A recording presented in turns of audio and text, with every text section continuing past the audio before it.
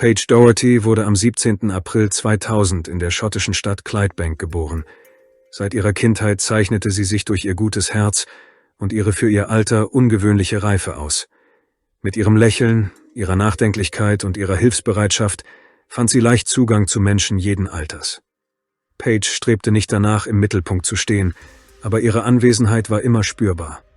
Sie war die älteste von 4 Kindern und hatte ein ausgeprägtes Verantwortungsbewusstsein, besonders wenn es um ihre jüngeren Geschwister ging.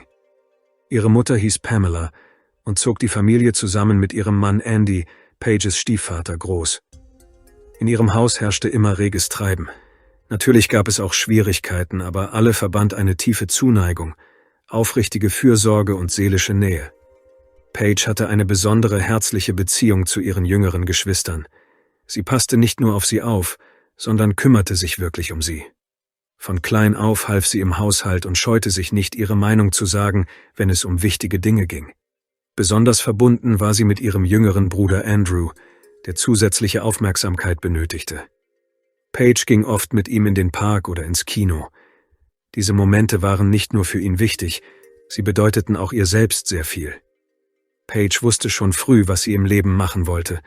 Sie träumte davon, Stylistin, Friseurin und Visagistin zu werden. Die Welt der Mode und Schönheit hat sie schon immer gereizt. Sie liebte es, Make-up aufzutragen, Frisuren zu stylen, mit Looks zu experimentieren und Trends zu verfolgen. Mit 16 hatte sie bereits klare Ziele. Als ihr angeboten wurde, samstags in einem örtlichen Schönheitssalon auszuhelfen, nahm sie das sehr ernst. Für sie war das nicht nur ein Nebenjob, es war der Beginn ihrer Zukunft. Ihre Kollegen beschrieben sie als pünktlich, respektvoll und lernbegierig. Paige hatte auch ein aktives Sozialleben. Ihre sozialen Netzwerke waren voller Fotos mit Freundinnen, lustiger Videos, in denen sie lachte, scherzte und ihre Schönheitskünste demonstrierte. Sie hatte viele Bekannte, aber ihre engste Freundin war Lauren. Sie verbrachten viel Zeit miteinander. Übernachtungen, vertrauliche Gespräche, Geheimnisse und Pläne für die Zukunft. Eine weitere wichtige Person in Paiges Leben war ihr Freund Dylan. Ihre Beziehung war jung, aber echt, voller Fürsorge und Wärme. Sie schrieben sich oft, riefen sich jeden Tag an und sprachen über alles Mögliche. Er wusste alles, was in ihrem Leben vor sich ging, und laut denen, die sie kannten, sorgte er sich aufrichtig um sie. Selbst ein Tag Trennung fiel beiden schwer. Paiges Leben war einfach, aber sinnvoll. Sie erzählte ihren engsten Freunden oft, dass sie große Pläne habe, aber nicht vorhabe, ihre Heimatstadt zu verlassen. Ihre Vorstellung von Erfolg bestand nicht darin, zu fliehen, sondern ihr Leben dort aufzubauen, wo sie aufgewachsen war. Ihre Taten sprachen für sich. Sie arbeitete, lernte, half anderen und kümmerte sich um ihre Lieben, nicht weil sie dazu gezwungen wurde, sondern weil sie das Gefühl hatte, dass es richtig war. Von außen betrachtet schien John Leatham ein typischer Vertreter der Mittelschicht in Clydebank zu sein. Der 32-jährige lokale Unternehmer war verheiratet und Vater einer kleinen Tochter. Seine Frau hieß Kaja und stammte aus Polen. Von außen betrachtet schien ihr Leben ruhig und geordnet. Ein bescheidenes Haus in der Nähe der Arbeit, ein stabiler Tagesablauf, die Fürsorge für ihre Tochter, gemeinsame Spaziergänge. All dies schuf das Bild eines zuverlässigen Menschen. John war in der Nachbarschaft gut bekannt und pflegte das Image eines höflichen und ausgeglichenen Mannes.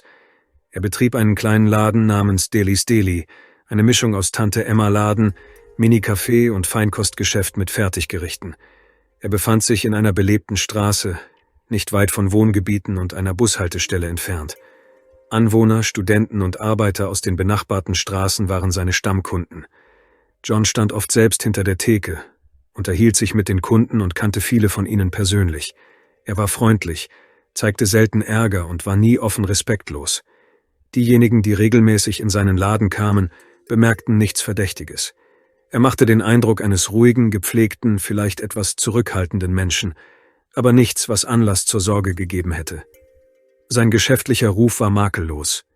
Der Laden war sauber, gut gefüllt und lief reibungslos. Niemand konnte etwas Schlechtes über ihn sagen. Er war in keine Skandale oder dunklen Geschichten verwickelt, zumindest bis März 2016. Hinter dem Bild des zuverlässigen Familienvaters verbargen sich jedoch Tatsachen, von denen die meisten Menschen nichts wussten. John hatte einen Zwillingsbruder namens George Leatham.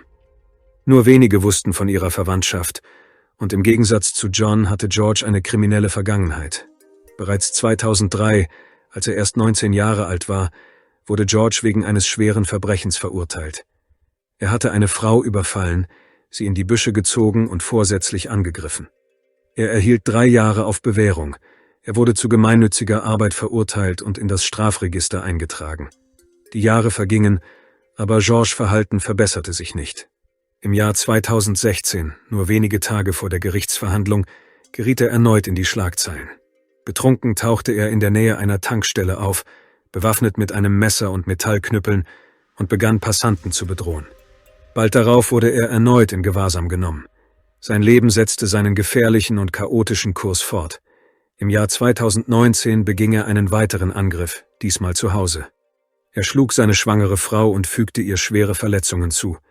Später wurde er zu 9 Monaten Gefängnis verurteilt. John hingegen war nie strafrechtlich verfolgt worden. Seine Akte war sauber, keine Beschwerden, keine Polizeiprotokolle, nichts in den Datenbanken. Am Abend des 18. März 2016 übernachtete Paige bei ihrer besten Freundin Lauren. Es war eine ganz normale Übernachtung, wie sie oft gemeinsam verbrachten. Die beiden Freundinnen verbrachten solche Abende damit, über das Leben zu reden, persönliche Geschichten auszutauschen, neues Make-up auszuprobieren und mit Frisuren zu experimentieren. Paige war trotz ihres Alters bereits sehr organisiert. Sie wusste, dass sie am nächsten Morgen früh zur Arbeit musste, also stellte sie ihren Wecker, um sicher rechtzeitig aufzuwachen und ihren Bus nicht zu verpassen. Am nächsten Morgen, dem 19. März, stand Paige wie geplant ohne Hektik auf. Sie zog sich an, verabschiedete sich von Lauren und ging zu Fuß zur Bushaltestelle. Das war ihre übliche Samstagsroutine. Sie ging den ihr bekannten Weg. Normalerweise ging sie jedes Mal in denselben Laden. Der Besitzer, Ashi Ahmed, kannte Paige seit ihrer Kindheit. Sie kam oft bei ihm vorbei, um sich vor der Arbeit ein Sandwich oder ein Getränk zu holen. Aber an diesem Tag hatte sich etwas geändert. Als sie an Ashs Laden vorbeikam, winkte sie ihm nur zu, ohne hineinzugehen, und ging die Straße weiter entlang. Nur wenige Meter von ihrem üblichen Ort entfernt befand sich der Laden von John Latham. An diesem Morgen beschloss Paige, genau dort hineinzugehen. Um genau 8:21 Uhr morgens zeichneten Überwachungskameras auf, wie Paige sich dem Lebensmittelgeschäft näherte und hineinging. Das war das letzte Mal, dass sie jemand gesehen hatte. Von diesem Moment an verschwand sie vollständig aus dem Blickfeld. Als Paige nicht zu ihrer Schicht im Salon erschien, schlug sofort Alarm aus. Ihre Kollegen wussten, dass sie ihre Arbeit sehr ernst nahm. Sie kam nie zu spät und versäumte keine Schicht ohne Vorwarnung. Ihr Telefon war ausgeschaltet. Das Team des Salons versuchte sie anzurufen, ohne Erfolg. Sie kontaktierten ihre Mutter Pamela, um ihr davon zu berichten. Die Besorgnis wuchs schnell zu Angst.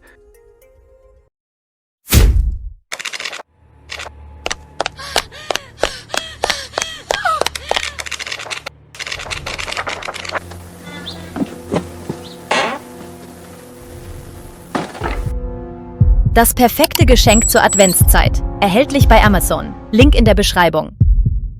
Auch Pamela konnte sie nicht erreichen, was völlig untypisch für sie war. Paige antwortete immer auf Nachrichten und Anrufe, besonders von ihren Nächsten. Zur gleichen Zeit versuchte auch ihr Freund Dylan, sie zu erreichen. Keine seiner Nachrichten wurde gelesen. Immer besorgter rief er im Salon an, um zu fragen, ob sie gekommen sei. Als Dylan erfuhr, dass Paige nicht zur Arbeit erschienen war und nichts von sich hören ließ, wuchs seine Besorgnis zu Panik. Er und Pamela überprüften sofort ihre Social-Media-Seiten. Sie war dort immer sehr aktiv gewesen. Sie hatte Neuigkeiten gepostet, Freunden geantwortet und Fotos geteilt. Aber an diesem Tag gab es nichts. Keine neuen Beiträge, keine Antworten, keine Lebenszeichen. Diese Stille im Netz verstärkte nur die Angst. Für sie war das nicht nur ungewöhnlich, so etwas konnte grundsätzlich nicht vorkommen. Die Stunden vergingen und es gab immer noch keine Nachricht. Es wurde klar, dass es sich nicht nur um eine Verspätung oder ein kleines Missverständnis handelte. Ihre Familie und Freunde verstanden bereits. Es war etwas Schreckliches passiert. Pamela wandte sich sofort an die Polizei. Angesichts der Umstände und allem, was über Paige bekannt war, stuften die Behörden ihr Verschwinden von Anfang an als hochriskant ein. Die Möglichkeit, dass sie weggelaufen sein könnte, wie es manchmal bei jungen Menschen vorkommt, wurde nicht einmal in Betracht gezogen. Die erste Phase der Suche begann. Verwandte, Freunde, Kollegen aus dem Salon und sogar Nachbarn schlossen sich zusammen. Sie riefen alle an, die sie kannten, druckten und verteilten Flugblätter und suchten nach jedem noch so kleinen Hinweis. Zu diesem Zeitpunkt gab es keinen einzigen Hinweis, keine Spur. Paige war innerhalb weniger Minuten verschwunden. Niemand hätte gedacht, dass eine ganz normale Entscheidung, in den Laden nebenan zu gehen, fatale Folgen haben würde. In der Zwischenzeit führte die Polizei parallel dazu Befragungen durch. Sie rekonstruierten den wahrscheinlichen Weg von Paige, von Lawrence Haus bis zur Bushaltestelle, und versuchten herauszufinden, wer sie an diesem Morgen gesehen haben könnte. Die Ladenbesitzer entlang ihres Weges wurden befragt, die Aufzeichnungen der Überwachungskameras aus der Umgebung wurden ausgewertet. Jede Abweichung von ihrem üblichen Weg erregte Aufmerksamkeit. Ein Tag verging, aber es gab keine neuen Informationen. Das Fehlen von Zeugen, Beweisen und Hinweisen verschärfte die Situation nur noch. Der einzige klare Zeitabschnitt, den die Ermittler hatten, waren die wenigen Minuten, in denen Paige die Straße entlang ging und eines der Geschäfte betrat.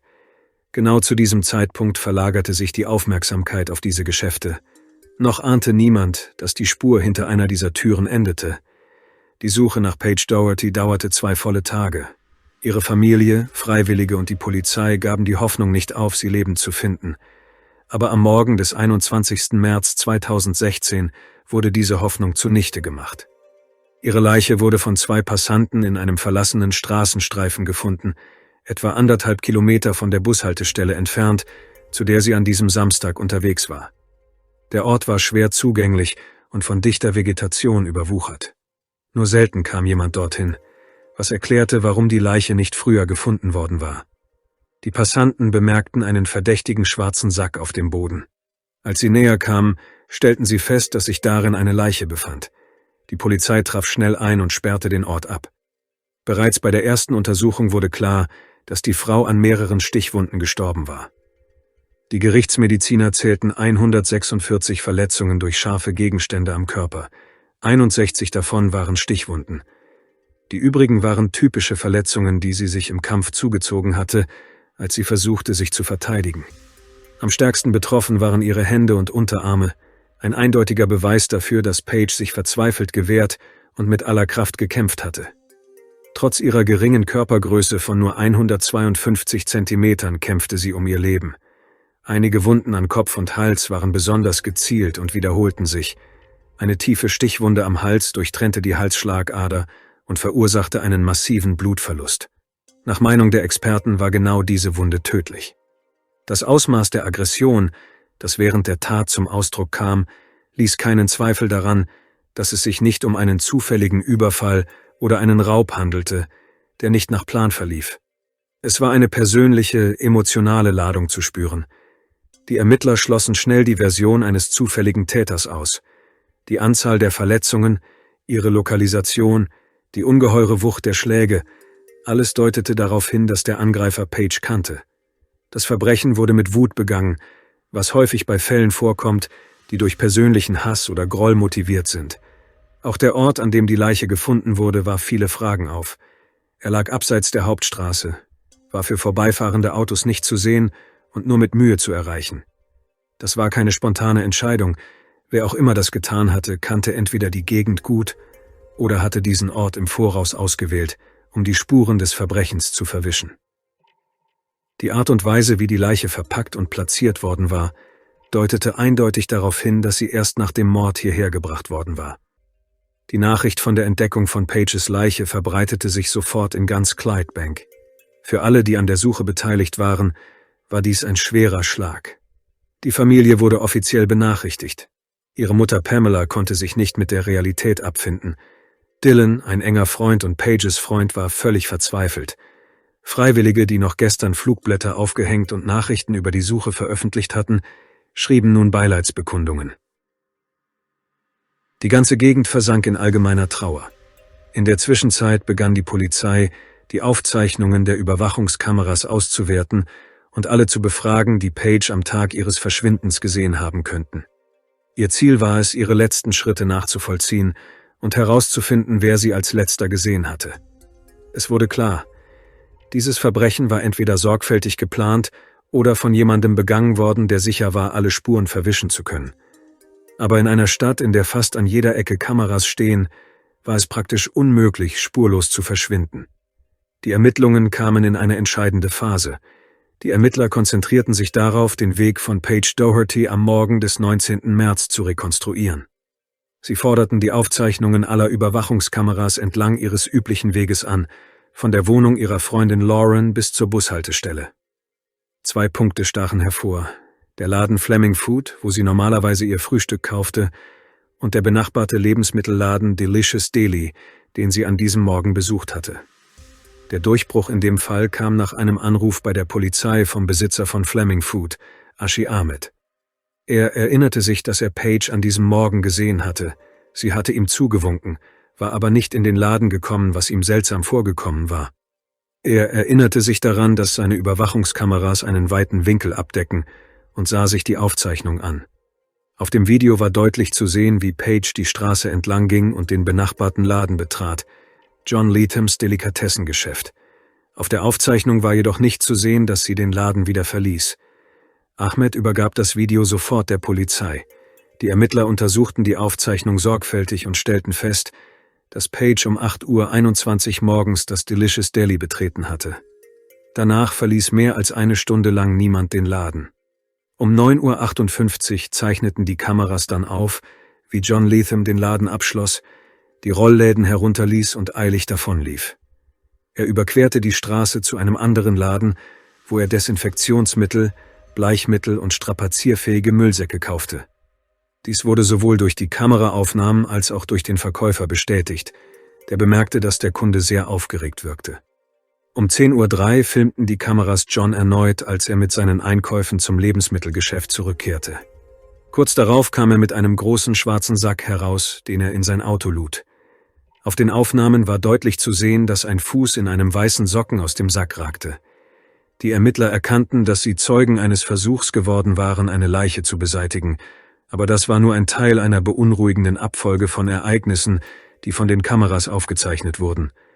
Anstatt wegzufahren, kehrte Leatham in den nächsten 2 Stunden mehrmals zum Laden zurück. Er ging ständig rein und raus. Während dieser Zeit versuchte er, den Raum zu reinigen, das Blut zu entfernen und Beweise zu vernichten. Die Kameras zeichneten seine Bewegungen, seinen Gesichtsausdruck und seine Gesten auf. Er wirkte aufgeregt und verwirrt. Irgendwann zog er sich sogar um und öffnete ruhig wieder den Lebensmittelladen, um Kunden zu bedienen, als wäre nichts geschehen. Eine Polizeistreife wurde sofort zu seiner Festnahme entsandt. Innerhalb von 10 Stunden nach Erhalt der Aufzeichnung hatten die Ermittler genügend Beweise, um ihn in Gewahrsam zu nehmen. Leatham wurde verhaftet und zum Verhör gebracht. Zur gleichen Zeit begannen forensische Experten mit einer gründlichen Untersuchung seines Ladens. Auf den ersten Blick schien er sauber zu sein, aber als die Kühlvitrinen und Regale verschoben wurden, wurden darunter Blutspuren entdeckt. Die Analyse bestätigte, dass es sich um Dohertys Blut handelte. Jedes neue Beweisstück verschlechterte Leathams Lage zunehmend. Alle seine Handlungen nach dem Verschwinden von Paige wurden von Kameras aufgezeichnet. Er versuchte nicht nur, die Leiche zu verstecken, sondern säuberte auch aktiv den Tatort, nahm den Betrieb des Ladens wieder auf und bediente Kunden. Dies deutete auf einen vorsätzlichen Versuch hin, Beweise zu vernichten und nicht auf Handlungen im Affekt, wie er später behaupten würde. Parallel zur Verhaftung sammelten die Ermittler weiter Beweise. Sie untersuchten John Leathams Auto und fanden Blutspuren, trotz offensichtlicher Versuche, das Auto gründlich zu reinigen. Experten untersuchten auch den Ort, an dem die Leiche von Paige gefunden wurde, und bestätigten, dass Leathams Auto an dem Tag dort stand, an dem er nach eigenen Angaben die Leiche beseitigt hatte. Zu diesem Zeitpunkt gab es keinen Zweifel mehr. Die Aufzeichnungen der Überwachungskameras wurden zum entscheidenden Beweis. Das Video zeigte, wer Paige als letzter gesehen hatte, wie sich der Verdächtige verhielt und was er Schritt für Schritt unternahm, um seine Spuren zu verwischen. Ironischerweise wurde die Wahrheit nicht durch seine eigenen Kameras aufgedeckt, sondern durch die Kameras eines benachbarten Geschäfts. Nach seiner Verhaftung leugnete John Leatham zunächst alles. Er behauptete, Doherty nicht zu kennen und dass sie nie in seinem Laden gewesen sei. Außerdem bestand er darauf, dass es in seinen Räumlichkeiten kein Blut geben könne.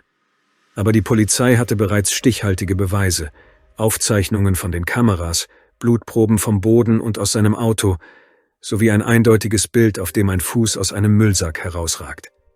Angesichts dieser unwiderlegbaren Beweise änderte Leatham seine Aussage und gestand die Tat. In seiner Erklärung sagte er, dass alles in einem Zustand der Panik geschehen sei. Seinen Angaben zufolge kam Page in den Laden, gab eine Bestellung auf und fragte, ob er Mitarbeiter suche. Er antwortete, dass er sie nach ihrem Alter gefragt habe, und als sie die Wahrheit sagte, lehnte er ab. Dann, so seine Version, drohte Page, ihn wegen unangemessenen Verhaltens anzuzeigen, wenn er ihr keine Arbeit geben würde. Er behauptete, er sei in Panik geraten, weil er falsche Anschuldigungen befürchtete, und habe unter dem Eindruck der Erinnerungen an die kriminelle Vergangenheit seines Bruders ein Messer gegriffen. Leatham beschrieb diesen Moment als einen plötzlich ausgebrochenen Konflikt. Er sagte, Page habe angefangen zu schreien, und er habe sie geschlagen, um sie zum Schweigen zu bringen.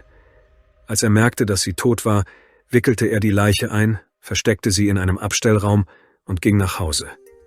2 Tage später kehrte er zurück und transportierte die Leiche an einen mit Büschen bewachsenen Straßenrand. Die Ermittler prüften seine Version der Ereignisse sorgfältig. Erstens gab es keine Bestätigung für die Geschichte über die Erpressung. Page war weder aggressiv noch manipulativ.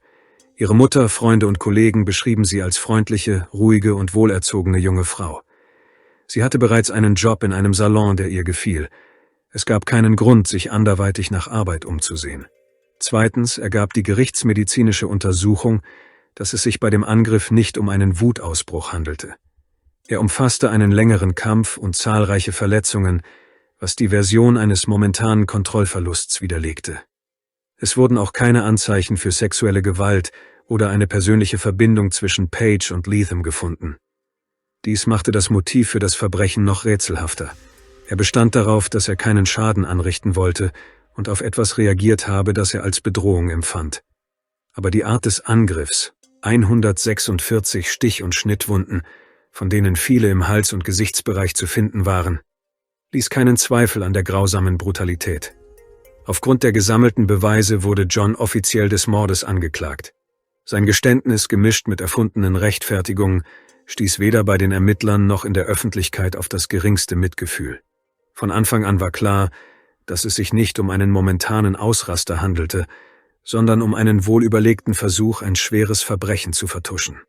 Und obwohl das genaue Motiv nie ermittelt wurde, sprachen das Ausmaß und die Brutalität des Angriffs für sich.